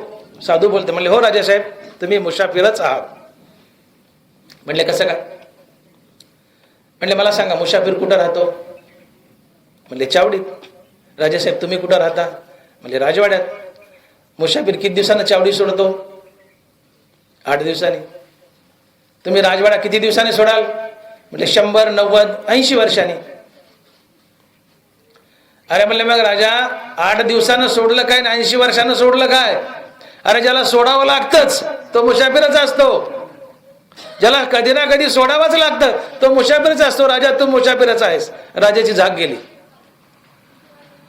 आणि म्हणून सोडायच्या आधी कधी ना कधी सोडावंच लागतं हे जग. सोडायच्या आधी शेवटचे 4-2 वर्ष का होत नाहीत, मला द्या. हा भगवंताचा हट्ट आहे. माझ्या दिशेने या, मी तुमचा उद्धार करेल. राहिलं तरुणपण, म्हातारपण तरी मला समर्पण करा. आता उरले ते हरी तुम्हा समर्पण. म्हातारपण द्या म्हणले, नका तरुणपण देऊ. तुमचा उद्धारच करेल का? मी तुमचा बाप आहे. पण आयुष्याची सायंकाळ जरी होत आली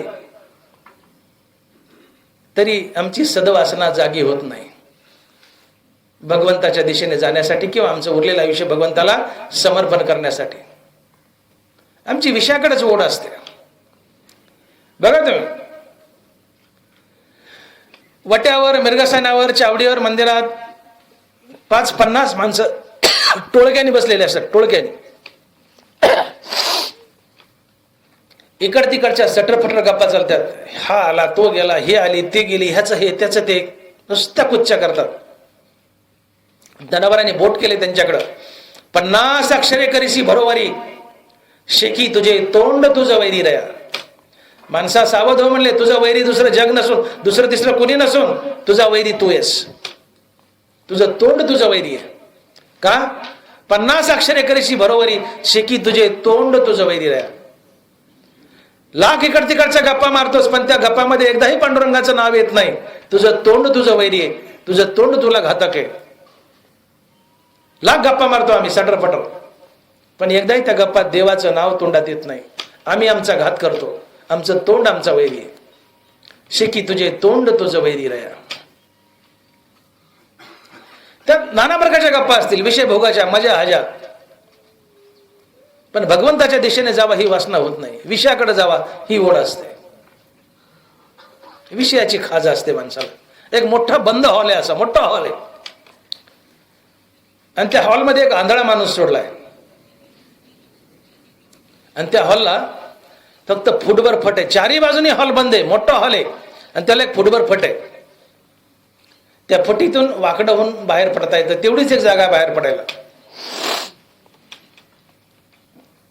मोठा हॉल आहे, एक फुटभर जागा आहे बाहेर पडायला. त्या हॉलमध्ये एक आंधळा माणूस सोडलाय. त्या आंधळ्याला सांगितलं की बाबा तुझं तू भिंतीने चापत चापत जा, ती फट आली की तुझा तू बाहेर पड. तुला कोणी मदत करणार नाही, तुझा तू बाहेर पड. आंधळा भिंतीला चापत चापत चापत चापत, चारी भिंती चापत चापत आलाय, बाहेर पडायचे. त्या फटीपाशी आलाय आंधळा चापत चापत चापत. पण त्या फटीपाशी आला आणि कांडभर अंतरावर फट आली. त्याच्या हाताला खाजू आली. खाजवासाठी हात बाजूला घेतला, एक पाऊल पुढे गेला, फट मागे राहिली, पुढे गेला. त्या हॉलमध्ये त्याला पुन्हा फेरा पडला. पुन्हा हॉल फिरावा लागला, पुन्हा फेरा पडला. का? हाताला खाज आली, फट मागे राहिली, एक पाऊल पुढे गेला. तशी आम्हाला विषय भोगाची खाज येते. माझं पोरग, माझी बायको, माझी संपत्ती, माझं शेत, माझी धन दौलत, आसक्तीची, विषयाची खाज येते. आणि एक पाऊल आम्ही पुढे जातो आणि मोक्षाची फट मागे राहते. आणि संसारूपी बंद हॉलमध्ये आम्हालाही लक्ष 84चा फेरा पडतो आणि पुन्हा पुन्हा नाना प्रकारच्या येऊन भटकत राहावं लागतं. म्हणून ज्ञानाबाई इशारा करतात की बाबा भटकू नका. 84 मध्ये मी जागोजाग तुम्हाला संधी देतोय. देव बोलताय जागोजाग संधी देतोय. नाही तरुणपणात आलास नको येऊ, म्हातारपणी तरी ये, उरलेले 4-2 वर्ष तरी दे. राम गो, मी तुझा उद्धारच करेल. आणि कोणत्याही भावा नाहीये, प्रेमाने नाही, मला शिवाय देते तरी उद्धारच कर. भलतेनी भावे मन मजा तू येते व्हावे, आले तरी आगवे मागील वाव. मागचं माफ या लागी दुष्कृत्य जरी झाला, अनुतापाचे तीर्थी नाला आणि नाहुनी मजा तू आला सर्व भावे. दुष्कृत्य वाईट आहे, पण आता पश्चाताप झालाय. अनुतापाच्या तीर्थात, अनुतापाच्या म्हणजे पश्चातापाच्या अश्रूत आंघोळ केलंय, पश्चाताप झालाय, दुष्कर्म टाकले. आता तो सज्जन आहे. आता तो सज्जन आहे. मला शरण आलं. आपल्याकडे फार मनीत पडलेल्या, आपणच माणसं आपल्या लोकांना कसं खिजवतो. देव काय बोलतायत? या लागी दुष्कृती झाला, अनुतापाचे तीर्थी नाला, नाहोनी मजा तू आला सर्व भावे. एखादा दुष्ट माणूस आहे, आयुष्यभर पाप केले, वाईटच वागलाय. देव म्हणतायत तू ते पाप करायचं टाक, तुला पश्चाताप होऊ दे वाईट केले याबद्दल, आणि मला शरण आहे, मी तुझा उद्धार करेल. असा एखादा आयुष्यभर वाईट वागलेला माणूस जर परमार्थात आला, रोज मारुती राहायला, दिवाबत्ती करायला, आयुष्यभर पाप केले, खुन केले, टाके टाकले, मुंडके मोडले, लोकांच्या जमिनी हडपल्या, करता येईल तेवढं पाप केलं, दुष्ट पापी माणूस आहे, आयुष्यभर वाईट वागला, पण पश्चाताप झाला आणि देवाच्या दिशेने वळला. भले अंगाने मारुतीराला पाणी घालायला चाललाय, कधी मारुतीराचं तोंड पाहिलं नाही, पण आता सुधारलाय, मारुतीराला पाणी घालायला चाललाय. लोक हळूच म्हणतात करून करून भागला आणि देवपूजेला लागला. करून करून भागला आणि देवपूजेला लागला.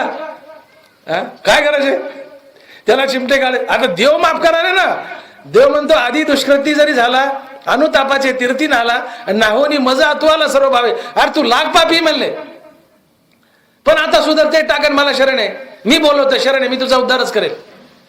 देव त्याला बोलवतोय, देवाला मान्य आहे, त्याचा दुष्टपणा मी माफ करतो म्हणले, आले तरी मागील वाव मी माफ करतो म्हणले मागचं पाप. पण आम्ही करून करून भागला, देवपूजेला लागला. होय, असं म्हणू नका, असं म्हणू नका. तू आता परमार्थात आलाय, त्याचं स्वागत करा, त्याचं स्वागत करा की बाबा ये ये. आधी दुराचारी होता ना, आता सर्वोत्तमाची अवधारी, आता तू चांगला झाला, ये. असे लोक वडा, परमार्थात घ्या, असं म्हणू नका. त्यांना परमार्थात वडा, खिजवू नका. तो किती दुष्ट असला तर देवाचा एक स्वभाव आहे. ज्ञानोबा बोलले की आक्रोश विना जेत क्षमा असे. देवाचा स्वभाव आहे. तुम्ही देवाला शरण गेले, तुम्ही लाख पापी, तर देव आळापिळा आडेवडे न घेता सरळ हाताने तुम्हाला सहज माफ करतो. याला म्हणतात आक्रोश विना जेत क्षमा असे. समजा तुम्ही माझ्याशी काही वाईट वागले, शिवीगाळ केली, हाणमार केली, आणि माझ्या दवाखान्यात तपासायला आले, डोळे तपासायला. मी डॉक्टर मोठे नेत्रतज्ञ बीड, माझ्याकडे डोळे तपासायला आले. तुम्ही लाख अपकार केलाय, माझ्यावर शिवीगाळ केली, हिवरापड्यात मला बाहेरच निघू देण्यात, हाणले धरून, आणि 4-5 दिवसांनी माझ्या दवाखान्यात डोळे तपासायला आलेत. आणि तुम्ही तिथं आल्यावर मला हात जोडले, डॉक्टर साहेब ते हिवरापड्यात जे घडलं ना आपलं, तेवढं मला माफ करा बाबा. तर मी काही आळेपिळे न घेता सरळ म्हणावं, या या या रामराम पामा, या बसा, आपण तपासलं, झालं गेलं, सोडून द्या. याला म्हणतात आक्रोश विना क्षमा. कुठलाही आक्रोश न करता, कुठलाही राग न धरता, कुठलाही बोबाटा न करता सरळ हाताने माफ करावा, हा देवाचा स्वभाव आहे. तुम्ही पाप करत राहावत, वाईट वागत राहावत, पण देव म्हणतो फक्त माफी मागेल, मला शरण आहे, मी आक्रोश विना क्षमा करेल, कुठला आक्रोश ठेवणार नाही. आणि जो आक्रोश विना क्षमा करतो तो मायबाप असतो, तो संत असतो आणि भगवंत असतो. म्हणून ज्ञानोबा बोलले की आक्रोश विना जेत क्षमा असे. क्षमा, समजा फार पायावर लोळला, आपडी तापडी, गोळाची पापडी केली, कानं धरले, बैठका काढल्या, कोणी माफ करेल? समजा तुम्ही मला शिवाय दिल्या आणि माझ्याकडे आले, मी तुम्हाला वापस करणार, तुम्ही माझ्या पायावर लोळाले, पण मी माफ करीना, हकलून दिलं माघारी. 4 जण पुढारी घेऊन आले, डॉक्टर साहेब करा ना माफ, त्याला त्याचं ऑपरेशन करा ना. त्या पुढाऱ्याच्या भीतीपुटी मी आपलं माफ केलं आणि ऑपरेशन केलं, त्याला काय चवाली? तुम्ही एकटे आले, नुसतं हात जोडला, मला माफ करा, मी सरळ मनानं माफ करावं, हा देवाचा स्वभाव. तुम्ही वाईट वागावं आणि तुम्ही शरण जावं, देवा चुकलं, देव आळेपिळे घेत नाही, सहज माफ करतो. याला म्हणतात आक्रोश विना जेत क्षमा असे. कुठलाही आक्रोश न करता तुम्ही माफी मागावी, देवानं माफच करावं, कारण तो बाप आहे. आणि म्हणून आक्रोश विना क्षमा करतात ते मायबाप असतात, तो संत असतो आणि तो भगवंत असतो. आक्रोश विना जेत क्षमा असे, ज्ञानोबा आहे. आणि म्हणून देव बोलायचं, ज्ञानोबा बोलले राजआज्ञेची अक्षरी आहे ती जी आहे का चामा पडती, तरी चामासाठी जोडी ती सकळ वस्तू. कातड्याचा तुकडा आहे, पण त्या कातड्याच्या तुकड्यावर राजाचा शिक्का पडलाय. आता तो कातड्याचा तुकडा राहिला नाही, ते चलन बनतं.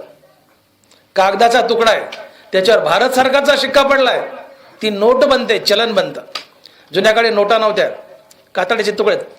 राजआज्ञेची, दानोबा बोलतात, राजआज्ञेची अक्षरी आहे ती जी आहे का चामा पडती, चाम म्हणजे चामडा, त्या चामासाठी जोडी ती सकळ वस्तू. कातडच्या तुकड्यावर राजाचा शिक्का पडलाय, ते चलन बनतं, त्याच्या जीवावर तुम्ही काही विकत घेऊ शकता. त्या कातडच्या तुकड्यावर का? राजाचा शिक्का पडलाय, आता ते चलन झालं, पैसा झाला. देव म्हणतो तू दुष्ट आहे ना, ते टाक आणि तुझ्या मनावर फक्त माझ्या भक्तीचा शिक्का पडू दे. तू किती वाईट असू दे, फक्त भक्तीचा शिक्का पडू दे. त्या कातड्यासारखं तूही चलन बनशील आणि ते कातड वस्तू विकत घेतं. शिक्का पडलेलं मन मला विकत घेईल, पांडुरंगाला विकत घेईल, एवढी ताकद आहे. फक्त त्याच्यावर भक्तीचा शिक्का पडू दे. आणि तो कोणत्या भावाने, प्रेमाने पडू दे की विरोधाने पडू दे, मी तुला माफच करेल. परंतु परमात्मा आमचा पिता आहे, पांडुरंगांचा मायबाप आहे. आणि मायबापाला शरण जाताना हमेशा भक्तिभावानं शरण जावं. जरी पांडुरंग म्हणत असला की प्रेम करायचं तर माझ्यावर करून शिव्या द्यायच्या तर मलाच दे, जरी पांडुरंगानं मुभा दिली शिव्या द्यायला, तरी शिव्या देऊन पांडुरंगाला शरण जाणं आम्हाला शोभत नाही. पांडुरंगाला शरण जायचं ते भक्तिभावानं प्रेम भावानंच जावं. तो आमचा मायबाप आहे आणि मायबापाला नेहमी प्रेमळ अंतकरणानं भक्तिभावानंच शरण जावं. विरोधानं गेलं तरी उपकारच करतोय, तो उद्धारच करतोय. बापाला आयुष्यभर शिव्या दिल्या तरी बाप तुमच्या हिश्श्याचं शेत तुम्हाला देणारच. 40 एकर जमिनीत 4 पोर आहेत, चौघाला 10 एकर येईल. त्यातले 3 बापाला धरून आहेत, 1 बापाच्या विरोधात आहे. बाप म्हणत नाही या भाडकावनी मला आयुष्यभर शिव्या दिल्यात, याला 5च देतो बाकीच्याला 15-15 देतो. नाही नाही, बाप सगळ्याला 10 एकरच देणार, प्रेम करणाऱ्यालाही आणि शिव्या देणाऱ्यालाही. वेळेला तर अर्धा एकर जास्त देईल. जाऊ द्या म्हणते दलिंदर साला बदमाशे, याचं काय व्हायचं, तिला अर्धा एकर जास्त देईल.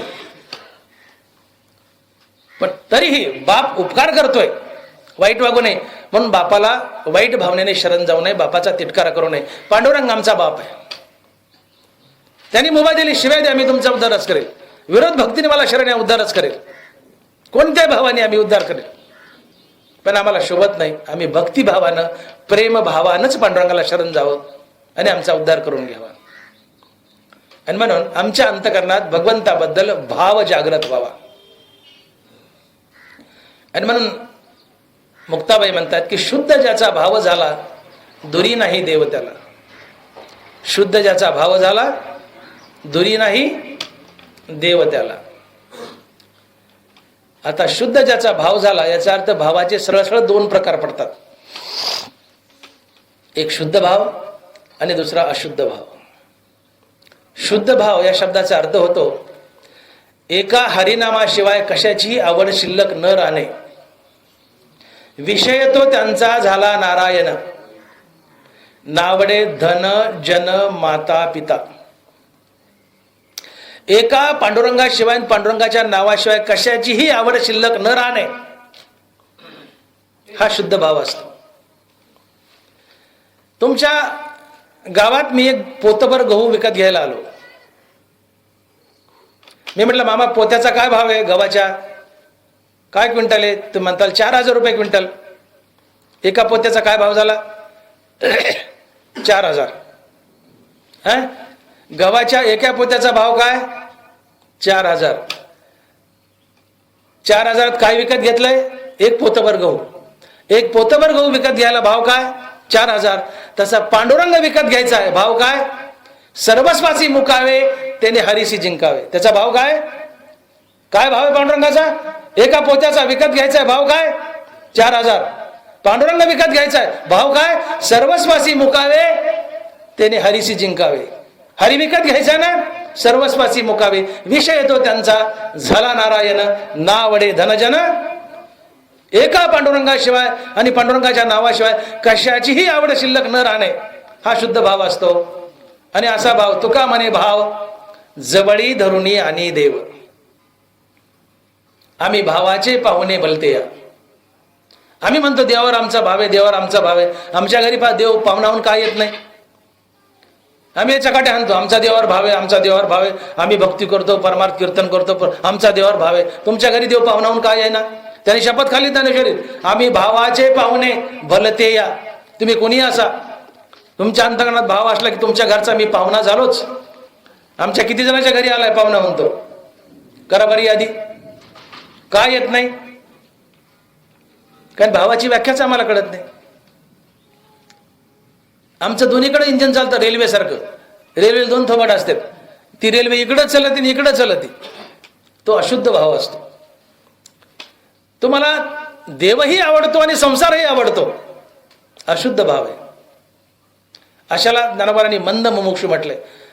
तरी मूर्खा मुमुक्षा येत काय गतिपात. ज्ञानोबा बोलतायत, संसारही आवडतोय आणि देवही आवडतो, मंद मुमुक्षे, त्याला मूर्ख म्हटले ज्ञानोबा.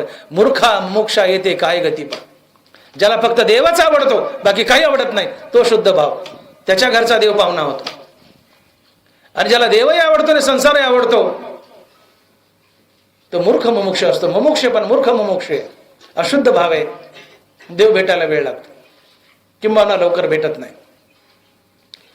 म्हणून काही मिळावं, काही प्राप्तीच्या उद्देशाने जर भगवंताची भक्ती केली तर तो अभक्त असतो, असं नाथ महाराज भागवतात म्हणतात. धनलोभी तो अभक्त पूर्ण, सत्य जाण उद्धवा. भक्तीमध्ये व्यवहार नसावा. मला काही मिळावं, मला काही मिळावं या उद्देशाने जर तुम्ही देवाचं नाव घेतलं, देवाची पूजा केली, तर हे भक्तीत गणल्याच जात नाही. भक्तीत व्यवहार नसतो. भक्तीत फक्त द्यायचं असतं. भक्ती म्हणजे प्रेम. भक्तीत घ्यायचं नसतं, द्यायचं असतं. भक्ती म्हणजे प्रेम. प्रेम देतं, काही घेत नाही. हा मुद्दा लक्षात घ्या. देतं ते प्रेम, घेतं ते व्यवहार. भक्तीत व्यवहार नको, भक्तीत प्रेम हवंय. ज्याला द्यायचंच माहिती ते प्रेम आहे. आणि प्रेम हे स्वतःसाठी कधी जगत नाही. प्रेम हे समोरच्यासाठी जगतं, ज्याच्यावर तुमचं प्रेम आहे. एक दुबळी आई घरात साध्या पालीला भीते. घरात पाल निघली, लांब पळून जाते. घरात पालीला भिणारी आई तीच रानात जर खुरपायला गेली आणि टोपल्यात जर आपलं बाळ असेल, आता पद्धती राहिल्या नाही, पण जुन्या काळी लहान लेकरं टोपल्यात घालून न्यायच्या डालीमध्ये आणि झाडाखाली ते बाळ त्या टोपल्यात खेळायचे आणि बायका खुरपायच्या. अजूनही असेल प्रथा, पण जुन्या काळी होता ते. बाया खुरपायला गुंतल्यात आणि तेवढ्यात एखादा साप यावा आणि फणी काढून त्या बाळाच्या टोपल्यावर फणी काढावी. असं घडतं पुष्कळ. घरात पालीला भिणारी आई खुरप फेकून देईन, पळत जाऊन त्या सापाचं मुंडकं धरेल. मला चाव पण माझ्या बाळाला वाचव, याला म्हणतात प्रेम. ज्याच्यावर तुमचं प्रेम आहे तुम्ही त्याच्यासाठीच जगत असतात. प्रेम स्वतःसाठी जगत नाही, प्रेम दुसऱ्यासाठी जगतं. आणि ज्याच्यावर तुमचं प्रेम आहे त्याच्यासाठी तुम्ही जगता. आई बाळासाठी जगते, मला चाव माझ्या बाळाला वाचव. आई आणि मुलगा चाललाय, वाघ आला. घरात पालीला भिणारी आई वाघाशी 2 हात करेल, मला खा माझ्या बाळाला वाचव. बाळावर प्रेम आहे. ज्याच्यावर प्रेम आहे त्याच्यासाठी मनुष्य जगत असतो. देवावर जर प्रेम असेल तर तो फक्त देवासाठीच जगतो, इतरासाठी नाही. आणि हा भाव असतो, हा भाव असतो. आता तुमचं जगणं फक्त देवासाठी, हा शुद्ध भाव आहे. आणि ते आमच्या जीवनात येत नाही, म्हणून आमच्या घरी देव पाहुणा होऊन येत नाही. नाही तर त्यांनी शपथ खाल्ली, आम्ही भावाचे पाहुणे भलते या. तुम्ही कोणी असाल, भाव जागा झाला की मी तुमच्या घरचा पाहुणा होईल. श्रीखंडाच्या रूपात 36 वर्ष कावडीने पाणी भरेल, जनाबाईला दळू लागेल, रोहिदासाला चपला शिवू लागेल. आलं लक्षात? नाताच्या घरी कावडीने पाणी भरेल, गंधभाव गुळ लागेल, तुकोबाच्या शेळ्या भाकरी खायला डोंगरावर जाईल. कोणाच्या भिंती बांधू लागेल, कुणाला खुरपू लागेल, कोणाचे ढोरं वडील. मला बोलवायची गरज नाही, मी आपोआप येईल. हा भाव समजून घ्या. तुकोबारायांनी एका अभंगात भावाची व्याख्या सांगितली आहे, भावे गावे गीत शुद्ध करून या चित्त. हा अभंग 1000 वेळेस ऐकता आणि 1000 वेळेस याच्यावर कीर्तन करता, पण याचं चिंतन सखोलतेने कुणी मांडण्याचा प्रयत्न करत नाही. काय अर्थ याचा? भावे गावे चित्त शुद्ध करून या, भावे गावे गीत शुद्ध करून या चित्त. गीत म्हणजे नामस्मरण, रेडिओवरचं गीत नाही. गीत म्हणजे नामस्मरण, रामकृष्ण हरी. जे नाम शुद्ध चित्तानं घेतलं जातं तो भाव असतो. तो कोरा या पहिल्या चरणात सांगतात, भावे गावे गीत शुद्ध करून या चित्त.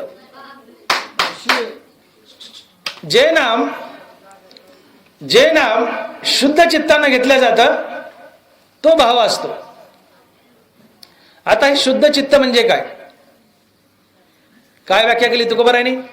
भावे गावे गीतचं जे नाम शुद्ध चित्तानं घेतलं जातं तो भगवंताचा भाव असतो. आता शुद्ध चित्त म्हणजे काय किंवा शुद्ध मन म्हणजे काय, याचं उत्तर ज्ञानोबा ज्ञानेश्वरी देत आहेत. शुद्ध मन म्हणजे काय? धनवराय बोलले, मोक्ष देईल ज्ञान येत किर नाही आन, परी ते थारे ऐसे मन शुद्ध व्हावे. ओहीकडे लक्ष द्या.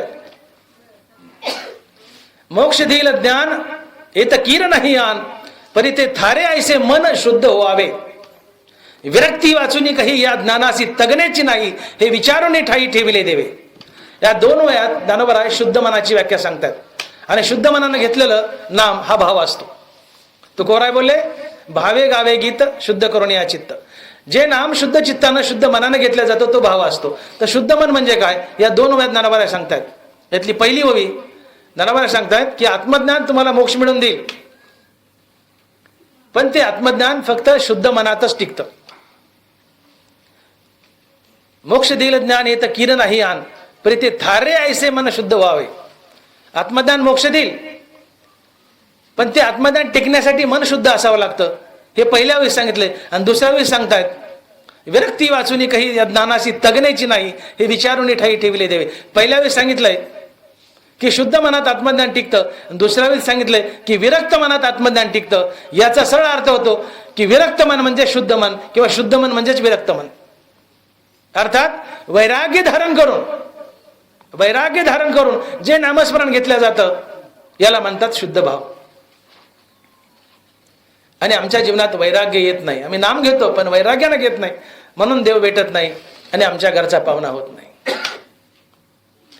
आणि हेच वैराग्य येण्यासाठी ज्ञानोबा 2 पर्याय सांगतायत. नामे होईजे विरक्त, नामे निर्मळ होय चित्त, नामे साधे गुणातीत, नामे निर्मुक्त बहुपाश. नामे होईजे विरक्त, नामाने विरक्ती येते. भगवंताच्या अखंड नामानं नामे होईजे विरक्त. नाथ महाराज भागवतात बोलतात, नामे होईजे विरक्त. हो, मनशुद्धीचे मार्गी. हो, तुम्हाला मनशुद्ध करायचे. तीर्थे बाह्य म्हणू शाळे, तीर्थे बाह्य म्हणू शाळे, कर्मे अभ्यंतर उजळे. म्हणून कर्मे जाण निर्मळे सत्कर्माची. तीर्थाला गेलात, तीर्थ बाहेरचा अंगावरचा मळ धुईल, पण ईश्वरार्पण बुद्धीनं कर्म केलं, निष्काम भावनेनं कर्म केलं, तर ते कर्म अंतकरणातला मळ धुईल, अंतकरणाची शुद्धी करेल, मनशुद्धी करेल. मनशुद्धीचे मार्गी विजयी व्हावे वेगी, त्याने कर्मे सबळा लागी आळसू नकीचे. ज्ञानोबा आहे, मनाची शुद्धी करायची असेल तर ईश्वरार्पण बुद्धीने कर्म करा, निष्काम भावनेने कर्म करा आणि भगवंताचं नाम सातत्यानं तोंडात ठेवा. तुमच्या मनाची शुद्धी होईल. मनाची शुद्धी हेच वैराग्य. आणि अशा मनशुद्धीने अर्थात विरक्ती धारण करून जे नाम घेतलं जातं तो शुद्ध भाव असतो. आणि मग तुकाराम बोलतायत, तुझं व्हावा आहे देव, तुझं व्हावा आहे देव, तरी हा सुलभ उपाव. देव व्हायचा ना, हा सोपा मार्ग आहे. आणि म्हणून अहंकार आणि विषय वासना त्यागून वैराग्य धारण करून जे शुद्ध अंतकरणानं नामस्मरण घेतलं जातं तो शुद्ध भाव असतो. आणि असा शुद्ध भाव देवाला पकडून आपल्या घरी आणतो. आपल्याला देवाच्या दिशेने जायची गरज नाही. आमच्याकडे अशा कल्पना आहेत की आम्ही देवाची भक्ती भीतीपोटी करतो. अंगावर खरूच नाईटे आले की गेलाच तुळजापूरला, धरलं याला देवीने. बरोबर आहे. लग्न असलं की नवरा बायको जेवढे गावात देव आहेत त्या सगळ्याच्या पाय पडतात. का? संसारात इडापिडा येईल देव धरील. घरातले देव, रानातले देव, शेतातले देव, एसीतले देव, आतले देव, बाहेरचे देव, जेवढे देव ते नवरा नवरी बिचारे त्या उन्हात फिरू फिरू बेजार होतात. का? देव धरील. देव म्हणतो, अरे बाबा मी तुझा बाप आहे. आणि मी 1000 बार माझ्या प्रवचनात म्हणले की पुत्राचे लाखो अपराध पोटात घेतो तो बाप असतो. पुत्रानं त्रास देत राहावा आणि बापानं माफ करत राहावं तो बाप आहे. आणि देव म्हणतो, मी तुझा बाप आहे, तू किती वाईट वाग, मी तुझं चांगलंच करेल. हा देवाचा शब्द आहे. मग भीतीपोटी भक्ती का करता? देवाची भक्ती नाही केली तर इडापिडा येईल असं का वाटतं? देव साक्षी भावना हृदयात उभा आहे. तैसा समस्त भजना मी साक्षीभूत पै अर्जुना, येत प्रतिफळे भावना आपलाली. तुम्हाला त्रास देणारा देव नाही, तुम्हाला त्रास देणारा तुमचं नशीब आहे. वांचून देत घेत अनेक निभ्रांत नाही सम्यक, येत कर्माची फळ सूचक मनुष्य लोके. मनुष्य लोकात, मृत्यू लोकात तुम्हाला देणारं न घेणारं काय असेल तर तुमचं कर्म आहे. तुमचं बरं होत असेल कर्मानं होईल, वाईट होत असेल कर्मानं होईल. वांचून देत घेत वांचून देत घेत अनेक निभ्रांत नाही सम्यक, येत कर्माची फळ सूचक मनुष्य लोके. तुम्हाला त्रास देणारं जर कोण असेल तर तुमचं नशीब आहे, देव नाही. देव बोलतोय, तैसे समस्त या भजना मी साक्षीभूत पै अर्जुना इथं प्रतिफळे भावना आपलाली. मी साक्षी भावना हृदयात उभा आहे. तुम्हाला जर दुःख आलं तुमच्या नशिबाने येईल, मी देत नाही. सुख आलं तुमच्या नशिबाने येईल, मी देणार नाही. मी साक्षी भावना उभा असेल आणि तुम्हाला जगवेल. मला शरण या, मी तुमचं कल्याणच करेल, कारण मी तुमचा मायबाप आहे. आणि मायबापाचा स्वभाव आहे अपकार करणारा उपकार करणार. एक पोरग असं बिलिंदर, अतिशय वाईट वागणार पोरग, बापाला सळो की पळो केलं. शिक्षा द्यायची म्हणून बापाने त्याला विहिरीमध्ये उलट टांगलं विहिरीत, आणि वरून फटके हाणायला लागला. आणि बाप म्हणला आता तुला विहिरीतच सोडतो. फटके हाणतोय, विहिरीत उलटा टांगलाय आणि वरून फटके हाणतोय. आणि बाप म्हणतो मी आता तुला विहिरीतच सोडतो, मारूनच टाकतो. बाप हाणतोय असा बोलते आणि पोरग हसतंय. बाप म्हणतो काय बिल्लाज आहे का काय तू? तुला विहिरीत टांगलंय, मी फटके हाणतोय, विहिरीत सोडतो म्हणतोय, तरी तू दाताड काढतोय हसतो. म्हणले काय कारण? म्हणले बाबा सांगू का का हसतोय? मी एकुलता एक पोरगा आहे म्हणले तुझा, मी एकुलता एक पोरगा आहे. आणि मला खात्री आहे लाख दुनिया इकडे तिकडे होईल, पण तू मला विहिरीत टाकणारच नाहीस, कारण तू माझा बाप आहेस. मी अपकार करत राहावा आणि तू उपकार करत राहावा, हा बापाचा स्वभाव आहे. तू मला विहिरीत टाकणारच नाहीस दादा. मी हसतोय. बापाने त्याला सोडलं आणि बाहेर काढलं. हा पोराचा बापाबद्दल असलेला जो विश्वास आहे, तसा आमचा देवरूपी बापाबद्दल विश्वास असावा, भीती नसावी. देव आमचा बाप आहे, तो आम्हाला का त्रास देईल? देव कधीच त्रास देत नाही. त्यांनी जागोजाग सांगितलंय, तुम्ही चांगले असा, वाईट असा, आयुष्यभर पाप केलेला असा, कसेही असा, आयुष्यभर पाप केले, गुन्हेच केलेत, पण आता ही पाप कर्म, हे दुष्कर्म टाक आणि मला शरण ये. उरलेले काही दिवस मला दे, माझं नामस्मरण कर. मी तुझं मागचं सगळं माफ करील, मी तुझं मागचं सगळं माफ करील आणि तुझा उद्धार करील. कोणत्याही भावानं ये, प्रेमानं ये, विरोधानं ये, मैत्रीनं ये, दुश्मनीने ये, जसं यायचं तसं ये, पण मागचं टाक, मला शरण ये. प्रेमानं ये, विरोधानं ये, कसं ये, मी तुझा उद्धारच करेल, मी तुला मागचं माफ करेल. आणि म्हणून ज्ञानोबा बोलतायत, ती भलतेनी भावे मन मज आतू येते व्हावे, आले तरी आगवे मागील वाव. पुंडलिक वरदे हरी विठ्ठल श्री ज्ञानदेव गोपाल कृष्ण माऊली ज्ञानेश्वर महाराज, जगद्गुरु तुकाराम महाराज, विठ्ठला विठ्ठला विठ्ठला विठ्ठल. आता विश्वात्मके देवे तोषो निमज द्यावे, जे खळांची व्यंकटी सांडो, तया सत्कर्मी रती वाढो, भूता परस्परे पडो, दुरितांचे तिमिर जावो, विश्व स्वधर्म सूर्य पाहो, जो जे वांछील तो ते लाहो. वर्षत सकळ मंगळी ईश्वर निष्ठांची मांदियाळी, चला कल्पतरूचे आरव, चेतना चिंतामणीचे गाव, बोलते जे अर्णव. चंद्रमे जे अलांछन, मार्तंड जे तापहीन, ते सर्वाही सदा सज्जन. किंबहुना सर्व सुखी, पूर्ण हो नितीही लोकी, भजी जो आदि पुरुखी. आणि ग्रंथोपजीविये, विशेषी लोकीये, द्रष्टा द्रष्ट विजय. येत म्हणे श्री विश्वेश्वराओ, हा होईल दान पसाओ. येणे वरे ज्ञान देवो, येणे वरे ज्ञान देवो, येणे